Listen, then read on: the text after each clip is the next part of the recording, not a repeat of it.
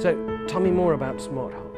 So Smart Heart is a large program grant which has just started, and it is actually the outcome of researchers from King's Imperial but also Oxford, and the general idea is to have a more intelligent way of diagnosing cardiovascular disease, and that takes just several disciplines to look into this. We have to think about how can we more accurately and acquire images. Are there any other areas where that would impact? Well, we focused here in this grant on cardiovascular disease, but there's nothing which would prevent us from taking this further to liver disease, to cancer or other general diseases which affect large ranges of the population. One thing we are currently also working on is early detection of lung cancer, which of course is a big healthcare problem.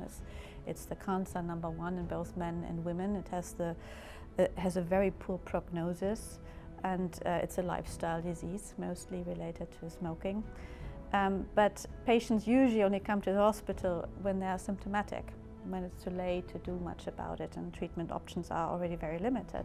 But if we can more accurately predict when they show up with something else, maybe they've got not a cough, but they've got some other lung disease, asthma or COPD, then we can also check for, at the same time, for nodules, see whether they could turn into cancer, and with that push forward our window, or widening our window of doing interventions and treatment.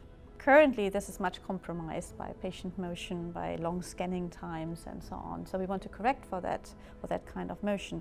We also want to analyze then the heart. Yeah, so a patient comes to the hospital, gets several scans, then several people analyze the scans, extract numbers, metrics for the clinicians again to look at. And ideally we want to pop in the patient into the scanner, and out comes the diagnosis. So thinking about the impact on the patient who needs to go in for a scan, how is that going to change their experience from what they have to do today? Is that actually go in for a scan and potentially come in again at a later date to get the results of that and things? The turnaround time could be quite lengthy. How would that be different within? So ideally it would shorten scanning time, which reduces patient discomfort during scanning. It might reduce the number of visits to the hospital, because we could get a more accurate diagnosis already on the first scanning day. We might develop more accurate predictors of the disease or response to treatment in the long run.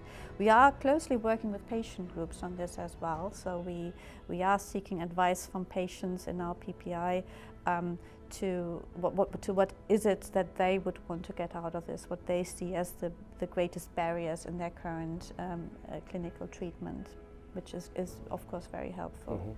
And doing that in a very large scale, in a large population study, where we look at not just small clinical trials in this hospital, but we're grouping, pooling lots of data also from other hospitals together. Would that in some way start to lead towards more personalised medicine, because you've got a much better understanding of a specific person and how everything is working, to be able to give them some sort of a management outcome which is more suited towards them as an individual? Or is that the way things are looking? Absolutely. There's no one-size-fits-all approach here. It is personalized, and it's not only that it's personalized within a patient, it's also personalized within every tumor, for example, because some diseases are very heterogeneous diseases. They've got different hosts, of course, different patients, but then they're also embedded in different places in the body. So a tumor grows differently if it's inside the lung or at the boundary of the lung, because that dictates its blood supply and how it's perfused. And the same treatment, even within one patient, might not work in all places the same. So we need to really address that. We have to maybe image patients and then look at each.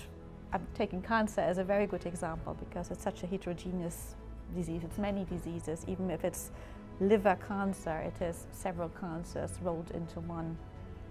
So we can look at different lesions in the liver, for example, and then say this lesion will react to radiotherapy in this one bone. So we have to do something about that other lesion, and say we have to do an ablation, or we have to apply chemotherapy, or we have to revascularize the lesion, increase the blood supply so that radiotherapy works better. And they will be different every patient. It will be also different within the patient at different places.